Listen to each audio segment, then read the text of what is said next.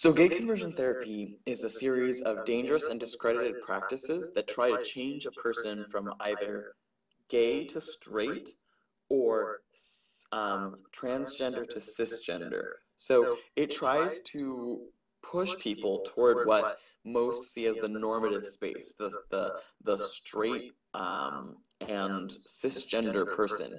What does that mean? That means that if you're a boy who likes to be a princess, even in your mind sometimes, um, that it pushes you to instead want to play football and go hunting with your dad.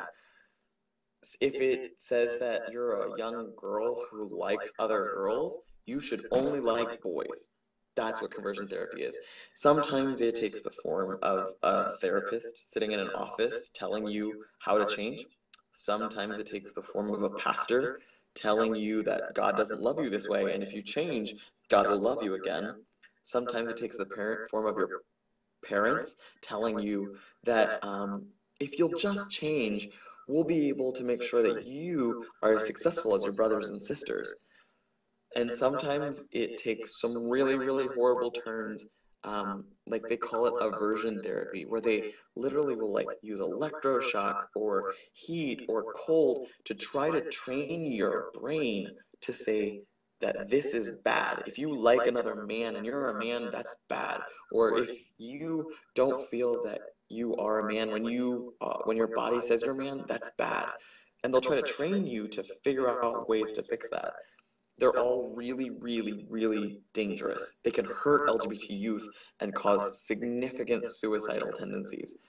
We also have the problem of they're discredited. No major health organization thinks that they're good. I define success as the ability to address a challenge and move forward. That forward movement doesn't always mean that you're accomplishing your goal. It means that you're moving forward toward what the next challenge is. The great part about success is that it's never over. I see success as a moment of, originally, no one even realized that that conversion therapy was an issue. Well, once I had recognized it was an issue, then we had the new challenge of how do we get rid of it?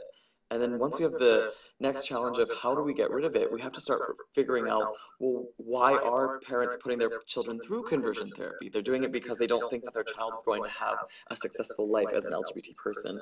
So continuous improvement is what I see success as. It's a way to find a challenge, address it, and move on to the next challenge.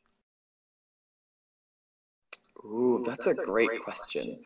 I would say one of my greatest accomplishments so far has been bringing to light an issue that most people thought was already solved. I think it's always kind of nice to find a challenge and then introduce that challenge to others so that more people can kind of work with you to address it.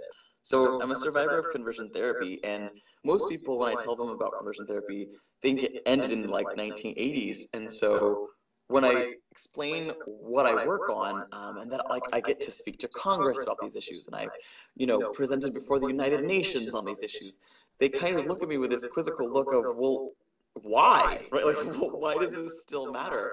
And I think being at the forefront of a movement and literally watching a movement be created around the work that you've done is one of the moments of, wow, okay, I've done something to make the world a better place. That's my like end all be all goal. It's written all over my wall to inspire me every day, is like make the world a better place. Well, I get to do that with an issue like conversion therapy, which is going to be, in the end, if I'm successful, saving young LGBT lives, and that's totally something that I consider a success. So the amount of children that have messaged me saying that their parents didn't put them through conversion therapy because they heard through my story, testifying next to Michael Brown's mother on the horrors of conversion therapy to the United Nations and why that needs to be listed as torture, speaking to Congress members and telling them why this is something that legislatively we need to work on,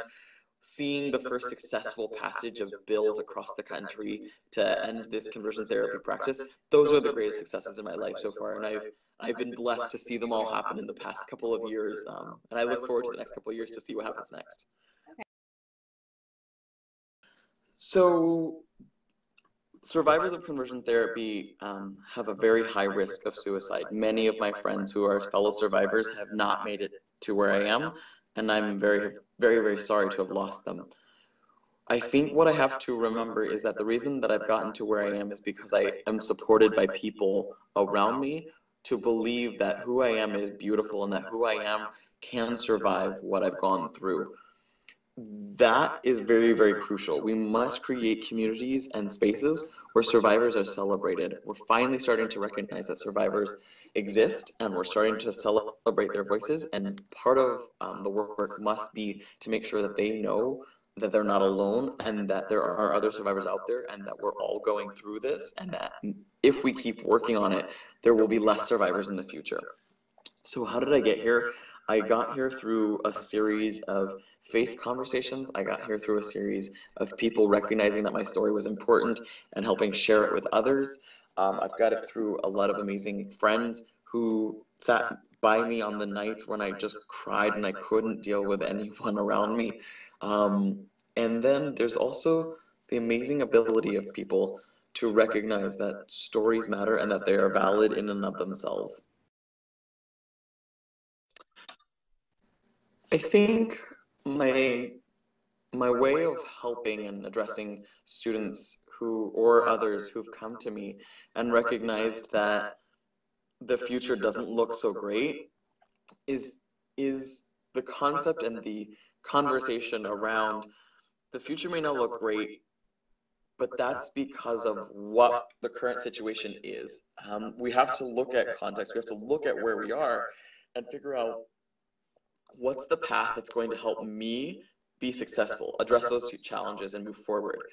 So I am a person of faith. I like to call myself a QPOF, a queer person of faith, which I think sounds like a cute little, gay bunny or whatever. But that perspective allows me to address faith conversations because I had to face a lot of those conversations in the past. So I think the way that I try to explain this to youth or adults as they approach me about this is figure out what you think some of the challenges are going to be. Are they going to be faith? Well, a lot of us have created answers and dialogue around how to be an LGBT person and a person of faith. If you don't want to be a person of faith, then addressing those challenges in a really healthy manner is also really helpful. So figure out what you think the challenge is going to be.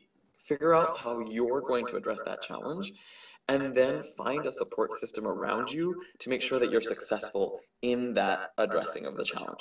I do that a lot through social media, right? I'm surrounded by people who love me and who want me to be successful.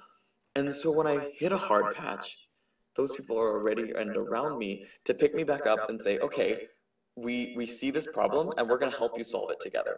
That's a really important system.